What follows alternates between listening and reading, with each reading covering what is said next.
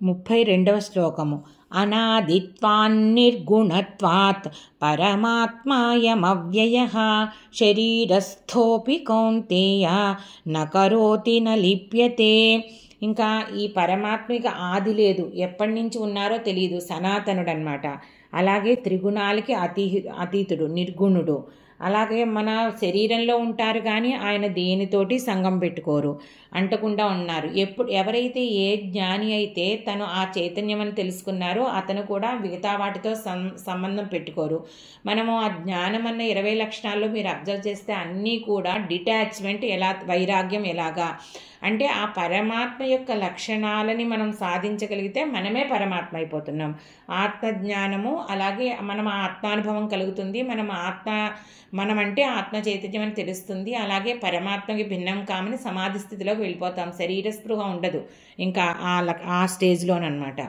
అప్పుడు ఎవరైతే వాళ్ళే పరమాత్మని తెలుసుకున్నారో వాళ్ళకే ఇంకా వాళ్ళే పరమాత్మ అయిపోతున్నారు. అలాగే వాళ్ళకి ఇంకా జన్మ పరంపర ఉండదు, ఆయన ఆ పరమాత్మలో అంశ అయిపోతున్నారనమాట. 33వ శ్లోకము. యథా సర్వగతం సౌక్ష్మ్యాత్ ఆకాశం నోపలిప్యతే సర్వత్రావస్థితో దేహే తథాత్మానోపలిప్యతే. ఇంకా ఈ ఆకాశం అన్నది ప్రతి చోట వ్యాపించి ఉంది, అది సూక్ష్మం అవ్వడం మూలాని దానికి వ్యాపకత్వం ఎక్కువ ఉంటుందన్నమాట.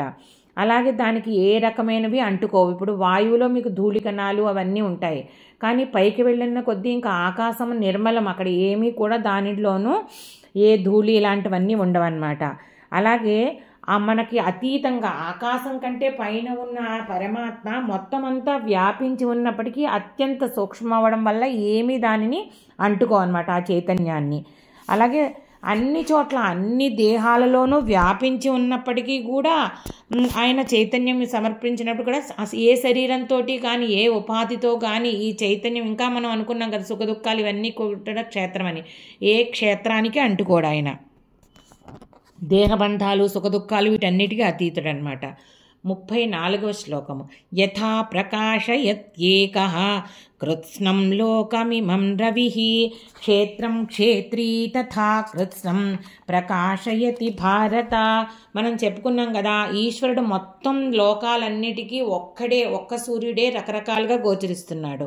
అలాగే మొత్తం అంతటిని ఈ లోకాన్నంతటినీ కూడా ఆ సూర్యుడు ఎలాగైతే ఒక్క సూర్యుడే ప్రకాశింపజేస్తున్నాడో తన తన శక్తి ద్వారా సూర్యకిరణాలను ప్రసరించడం ద్వారా, అలాగా ఒక్కళ్ళే పరమాత్మ మొత్తం జగత్తంతా నిండి ఉండి మొత్తం జగత్తునంతటినీ కూడా అంతటిలో కూడా చేతన కలుగజేస్తున్నాడు. మొత్తం ఈ సమస్త క్షేత్రాలన్నిటిలో కూడా ఒక్కడే క్షేత్రజ్ఞుడు ప్రకాశిస్తున్నాడు అని చెప్పారనమాట. 35వ శ్లోకము. క్షేత్రజ్ఞయోరేవం అంతరం జ్ఞానచక్షుషా భూత ప్రకృతి మోక్షం చ ఏ విదుర్యాంతి తే పరం. క్షేత్రజ్ఞయోరేవం అంతరం జ్ఞానచక్షుషా భూత ప్రకృతి మోక్షం చ ఏ విదుర్యాంతి తే పరం.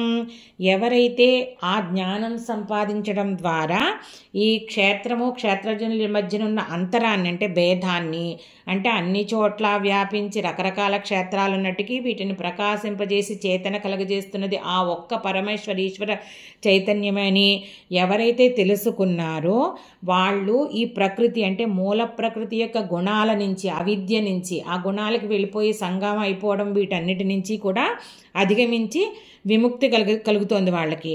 అలాగే దాన్ని కలుగజేసే ఉపాయాన్ని ఎవరైతే తెలుసుకుంటున్నారో జ్ఞాన సాధన ద్వారా, 20 లక్షణాల సాధన ద్వారా ఆత్మ చైతన్యాన్ని తెలుసుకోవడము, ఈ అన్ని క్షేత్రాలలో ఉన్నది ఆ ఒక్క క్షేత్రజ్ఞుడే, ఆ పరమేశ్వర చైతన్యం ఒక్కటే అని తెలుసుకోవడము, ఈ జ్ఞానాన్ని అందరినీ ఎవరైతే సంపాదిస్తున్నారో వాళ్ళు పొందుతున్నారంటే వాళ్ళు ఇహలోకంలోనే మోక్షం పొందుతున్నారు.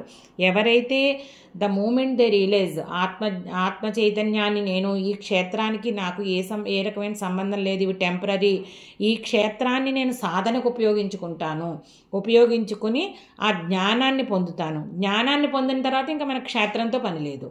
అది ఎవరైతే ఈ క్షేత్రాన్ని చక్కగా మలుచుకుని సాధన ద్వారా ఎవరైతే తెలుసుకుంటున్నారో వారు మోక్షం పొందుతున్నారు, జన్మ పరంపర నుంచి అధిగమిస్తున్నారు అని చెప్పి ఆ అద్వైతాన్ని ఇక్కడ చక్కగా భగవంతుడు మనకి ఈ చాప్టర్లో మనకి ఎక్స్ప్లెయిన్ చేశారనమాట. శ్రీమద్భగవద్గీతాసు ఉపనిషత్సు బ్రహ్మ విద్యాయాం యోగశాస్త్రే శ్రీకృష్ణార్జున సంవాదే క్షేత్రజ్ఞ విభాగయోగో నామ త్రయోదశోऽధ్యాయః. గీతా శ్లోకాలకి అర్థాన్ని సులభమైన వాడుక భాషలో వివరించడానికి ప్రయత్నిస్తున్నాను. నా ఈ ప్రయత్నం మీకు నచ్చినట్లయితే భక్తి అన్లిమిటెడ్ ఛానల్ని సబ్స్క్రైబ్ చేసుకుని మీ అభిప్రాయాలను కామెంట్స్ రూపంలో తెలియజేయండి.